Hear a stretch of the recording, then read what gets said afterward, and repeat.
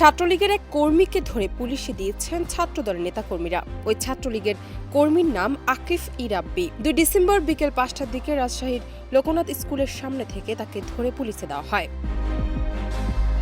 ছাত্রদলের সদস্য সচিব ইমদাদুল হক মিলন ছাত্রলীগ কর্মী আকিবকে জিজ্ঞাসাবাদ করেন। লিমনের সময় মোবাইল ফোন থেকে ভিডিও বের করে দেখান, যাতে বৈষম্য বিরোধী ছাত্র জনতার আন্দোলন চলাকালে আকিফকে 23 নম্বর ওয়ার্ড আওয়ামী লীগের সাধারণ সম্পাদক মেহেদী হাসান রনির সঙ্গে দেখা যায়। আকিফ তার অনুসারী ছিল বলেও জানান লিমন। এছাড়া 5 আগস্ট রাজশাহীতে ছাত্র জনতার উপর 2 হাতে গুলি চালানো সন্ত্রাসী জহিরুল হক রুবেলের সঙ্গেও ছাত্রলীগ কর্মী আকিফের ছবি দেখান তিনি।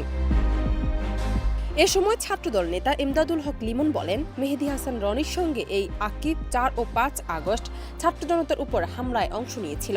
এখনও রনির সঙ্গে যোগাযোগ রয়েছে তার। হামলায় জড়িত ছাত্রলীগের যে নেতাকর্মীরা এখনও প্রকাশ্যে ঘুরে বেড়াচ্ছে, তাদের গ্রেফতারে পুলিশের প্রতি আহ্বান জানান এই ছাত্রদল নেতা। আমি বিভিন্ন প্রতিষ্ঠানে এখনো কর্মরত আছে, তাদেরকে চিহ্নিত করে যদি ব্যবস্থা না হয় তাহলে আমরা আন্দোলন করতে বাধ্য হব। বলিয়া থানার ভারপ্রাপ্ত কর্মকর্তা মেহেদী মাসুদ বলেন, আটক ছাত্রলীগ কর্মীকে থানায় নিয়ে এসে রাখা হয়েছে। তার বিরুদ্ধে আইনগত ব্যবস্থা নেওয়া হচ্ছে। জান্নাত নিপু, দেশ রূপান্তর।